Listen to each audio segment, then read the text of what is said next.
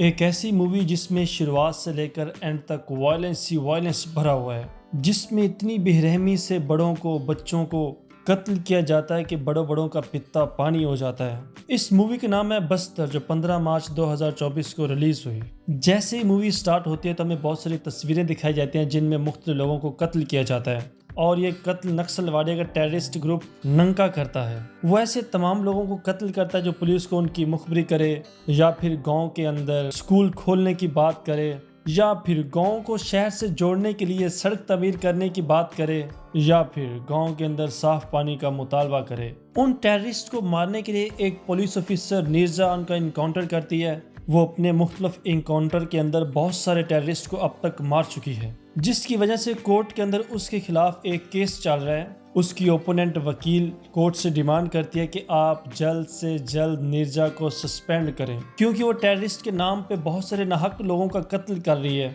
वो मासूम शहरियों को टारगेट बनाती है। उसकी कस्टडी में भी कई लोग मारे जा चुके हैं उसके टॉर्चर करने की वजह से, और एक दफ़ा तो वो अपने एविडेंस छुपाने के लिए जंगल में आग लगा देती है, जिसकी वजह से एक गांव भी उस आग में जल जाता है। फिर सीन शिफ्ट होता है जंगल की तरफ। वहां पर हम एक आदमी को देखते हैं जो टेररिस्ट ग्रुप नंका के एरिया में भारत का झंडा लहरा देता है। उसके झंडा लहराने की वजह से उसे नंका ग्रुप के लोग गिरफ्तार कर लेते हैं।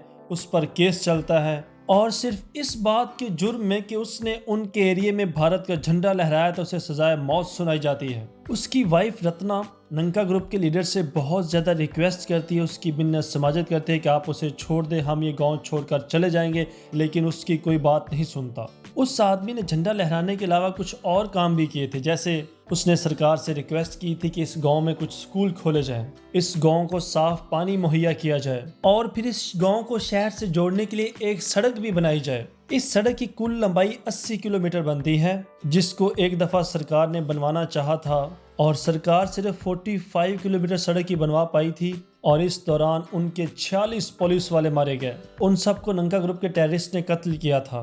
अब उसी सड़क को दोबारा से बनाने की डिमांड इसी आदमी ने की थी, जिसकी वजह से अब उसे सजाए मौत दी जा रही है। नंका ग्रुप का लीडर सबके सामने उसे बहुत ही बेरहमाना तरीके से कत्ल करता है। वो कुल्हाड़ा लेकर पहले तो उसका एक बाजू काटता है, फिर उसी कुल्हाड़े से उसकी गर्दन की एक तरफ वार करता है, फिर दूसरी तरफ वार करता है। जब वो गिर जाता है तो उसकी बॉडी के 32 पीस बना देता है। उसके बाजू अलग, उसकी टांगें अलग, उसका पेट अलग, उसका सर अलग, उसका धड़ अलग। फिर उसकी लाश को एक बोरी में बंद करके उसकी बीवी को दे देते हैं। उसकी पत्नी रत्ना अपने पति की लाश सर पे उठा के अपने घर ले जाती है, मगर उसके बेटे को नक्सलवादी ग्रुप के लोग अपने पास रोक लेते हैं। वो उसकी ट्रेनिंग करना शुरू कर देते हैं और वो लड़का भी शुरू से टेररिस्ट बनना चाहता है, क्योंकि उसके दिल में भी सरकार के लिए बहुत ज्यादा नफरत है। ये टेररिस्ट ग्रुप सोशलिज्म कम्युनिज्म की बात करता है और इससे पॉलिटिकल सपोर्ट भी है। इस ग्रुप को जिस पॉलिटिकल पार्टी की सपोर्ट है वो भी कम्युनिज्म को सपोर्ट करती है, मगर ये सिर्फ तस्वीर का एक रुख है। दुनिया में जहाँ कहीं भी कम्युनिज्म आया उस मुल्क में हजारों लाखों लोगों की जानें गई, आम लोगों की आज़ादियाँ उनसे छीन ली गई, उनके ज़बानों पर मोहरें लगा दी गई। आज भी कम्युनिस्ट कंट्रीज के अंदर कोई भी शख्स आज़ादी से ना तो बोल सकता है और ना ही कोई पब्लिक स्पीच कर सकता है, और वही हाल इस नंका ग्रुप का है। कोई भी आवाज़ अगर उनके खिलाफ उठती है तो वो उसे फौरन ही दबा देते हैं। सरकार के अंदर उनकी एक अपनी सरकार है, अपने कवानीन है, अपना ही आइन है, उसी के मुताबिक वो फैसले देते हैं, लोगों को सजाए मौत सुनाते हैं। और ये ग्रुप ऐसा है जो लोगों की तालीम के खिलाफ है, उनकी हेल्थ के खिलाफ है, लोगों को साफ पानी तक मुहैया नहीं करता। तो ये कैसा कम्युनिस्ट ग्रुप है जो अपने लोगों के लिए आसानियां पैदा नहीं करता बल्कि उनकी जिंदगी को वबाल बना देता है। नीरजा रत्ना के पास जाती है और उससे कहती है, मैं तुम्हारी फीलिंग समझ रही हूं, लेकिन अब तुम्हें मेरा साथ देना होगा। अगर तुम मेरा साथ दोगी तो हम तुम्हारे पति की मौत का बदला ले लेंगे और तुम्हारा बेटा भी तुम्हारे पास वापस आ जाएगा। रत्ना कहती, तुम मेरे साथ वादा करो कि क्या मेरा बेटा वापस आएगा। इस पे नीरजा कहती कि मेरा आपसे प्रॉमिस है, उसे वापस लाने में मैं आपकी पूरी मदद करूंगी। अब रत्ना नीरजा के साथ शामिल हो जाती है और वो उसकी ट्रेनिंग करती है। इसके साथ साथ कोर्ट के अंदर पॉलिटिकल केस भी चल रहा है, जिसमें डिमांड की जा रही है नीरजा को सस्पेंड किया जाए, उसको जितनी जल्दी हो सके उसके ओहदे से हटा दिया जाए। उनकी वकील नीलम का कहना है कि नक्सलवादी ग्रुप इसलिए पैदा हुआ क्योंकि उनके साथ एक अरसा दराज से नाइंसाफियां हो रही थी, उनके लोगों को नाहक कत्ल किया जा रहा था, उनका इनकाउंटर किया जा रहा था, जिसकी वजह से ये ग्रुप पैदा हुआ। और अगर ऐसा ही चलता रहा तो भारत सरकार के अंदर और भी कई सारे ऐसे ग्रुप बन जाएंगे जो अपनी अपनी आज़ादी की बात करेंगे। इसलिए हमें उनके साथ लड़ने की बजाय, उनसे फाइट करने की बजाय उनसे गुफ्तगू करनी चाहिए, टेबल टॉक करनी चाहिए। जब तक नीरजा इस एरिया में रहेगी तब तक उनसे गुफ्तगू नहीं हो सकती। फिर वकील शर्मा जो नीरजा की तरफ से होता है वो उसको डिफेंड करने के लिए कोर्ट से कहता है कि आप मुझे ये बताएं कि इस टेररिस्ट ग्रुप के पास इतने खतरनाक वेपन्स कहां से आए। आप अभी कह रही थी कि ये ग्रुप इनोसेंट है, मासूम है, ये इसने मजबूर होकर हथियार उठाए हैं और वो भी सिर्फ और सिर्फ अपने लोगों की भलाई और उनकी हिफाजत की खातिर। तो आप मुझे बताएं ये अपने लोगों का कत्ल क्यों करता है, और वो भी उन लोगों का जो बिल्कुल मासूम और इनोसेंट होते हैं, मासूम छोटे से बच्चों का, औरतों का, बूढ़ों का, जवानों का। ये एक टेररिस्ट ग्रुप है, ये एक कातिल ग्रुप है। इसका कम्युनिस्ट से, इंसानी हमदर्दी से कोई ताल्लुक नहीं है। अगर हमने इस ग्रुप के खिलाफ आज एक्शन नहीं लिया तो ये भारत को 36 टुकड़ों में तकसीम कर देगा। और अगर हम चाहते हैं कि भारत कभी टूटे ना, मजबूत रहे, तो फिर हमें इसके खिलाफ सख्त एक्शन लेना होगा।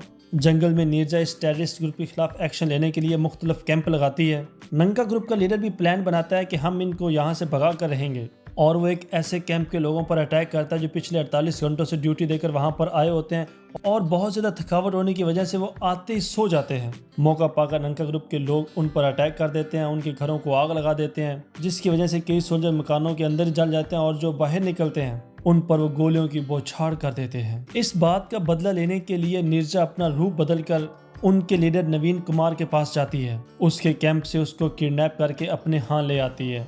इसके बाद नंका ग्रुप का कमांडर बहुत ज्यादा शदीद गुस्से में आ जाता है। वो कई गांव के गांव जला देता है। उसे जिस शख्स पर जरा भी शक होता है कि वो नीरजा को सपोर्ट कर रहा है, वो उनको बांधकर गोलियों से उड़ा देता है, किसी को दरख्त से लटका देता है और किसी का सर अपने कुल्हाड़े से काट देता है। इधर नीरजा के खिलाफ जुडिशियल इंक्वायरी शुरू हो जाती है क्योंकि उसके कैंप में 46 लोग मारे गए थे। कमेटी के लोग कहते हैं कि सारे के जिम्मेदार सिर्फ तुम हो। तब वो मिनिस्टर से कहती है कि मैं कैसे जिम्मेदार हूँ, असल जिम्मेदार तो तुम हो। क्योंकि जब नंगा ग्रुप के लोग हम पर अटैक करने वाले थे तो मैंने आपको कॉल करके कहा था कि मुझे बैकअप के लिए कुछ फोर्स चाहिए, लेकिन ना तो आपने मेरी बात सुनी और ना ही होम मिनिस्टर ने मेरी बात सुनी। आप लोगों ने कहा कि हम कल इस बात को देखेंगे। अभी तो काफी रात हो चुकी है, लेकिन कल तक तो हमारे सब लोग मारे जा चुके थे। उस वक्त मैं तो फोन पर आपके आगे गिड़गिड़ाई थी, आपकी मिन्नत समाजत की थी मुझे बैकअप के लिए फोर्स पहुंचाई जाए, लेकिन आप लोगों पर जरा भी मेरी बात का असर नहीं हुआ और अब आप लोग कह रहे हैं सारा कसूर ही मेरा है। यहाँ पर मिनिस्टर और नीरजा के दरमियान काफी तलख कलामी होते हैं, लेकिन आखिर पे मिनिस्टर उसे मजीद फोर्स की इजाजत दे देता है। ये बैकअप फोर्स लेकर नीरजा जंगल में पहुंचती है और अब वो फाइनल डिसीजन करती है कि अब नंका ग्रुप का खात्मा करके रहना है। उधर नंका ग्रुप के लीडर को पता चल जाता है कि नीरजा बहुत सारी फोर्स लेके आ चुकी है, तो वो भागने का प्लान बना लेता है, मगर जाते हुए वो अपनी कमांड एक खतरनाक औरत को दे देता है। वो औरत फिर जंगल के अंदर बहुत सारा वायलेंस करती है। वो जिस गांव में भी जाती है सब लोगों को पकड़ती है, गिरफ्तार करती है, लाइन में खड़ा करती है और फिर उनके जिस्म गोलियों से छलनी कर देती है, उनके घरों को आग के हवाले कर देती है।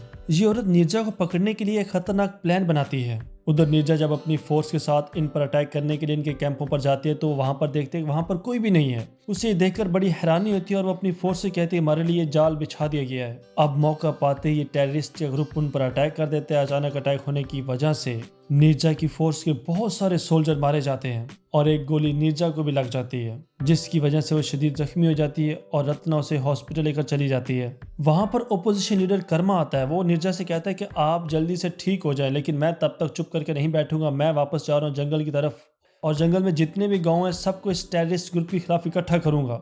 मगर जब वो अपने लोगों के साथ जंगल से गुजर रहा होता है तो ये टेररिस्ट ग्रुप उस पर अटैक कर देता है और उसकी गाड़ी को ब्लास्ट कर देता है और फिर चारों तरफ से इनकी गाड़ियों को गोलियों से भून देते हैं, जिसकी वजह से सब के सब मारे जाते हैं। एंड पे वो इनकी गाड़ियों को भी ब्लास्ट कर देते हैं। इधर नीरजा की हॉस्पिटल के अंदर जुडिशियल इंक्वायरी चल रही होती है और जंगल में रत्ना अकेले ही उन टेररिस्ट ग्रुप से लड़ रही होती है। तब अचानक उसका सामना होता है अपने ही बेटे से, जो उस पर बंदूक तान लेता है। तब रत्ना अपने बेटे से कहती है कि आप या तो मुझे मार डालो या फिर मेरे साथ घर चलो, तुम्हारी छोटी सी बहन तुम्हारे बारे में पूछती रहती है। वो कहती है कि मेरा भाई कब आएगा, मैंने तो उससे मिलकर खेलना है। रत्ना का बेटा भी बहुत ज़्यादा इमोशनल हो जाता है और वो अपनी मॉम से कहता है कि मैंने अब घर जाना है, इनके साथ नहीं रहना।